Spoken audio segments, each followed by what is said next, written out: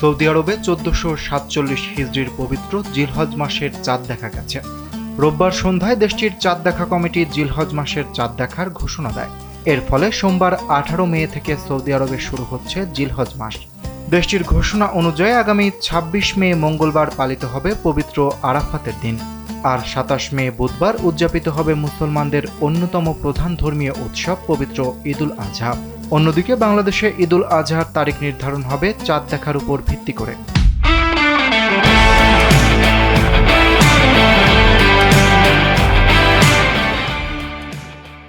তবে সাধারণত সৌদি আরবে ঈদ উদযাপনের পরদিন বাংলাদেশে ঈদ পালিত হয়ে থাকে।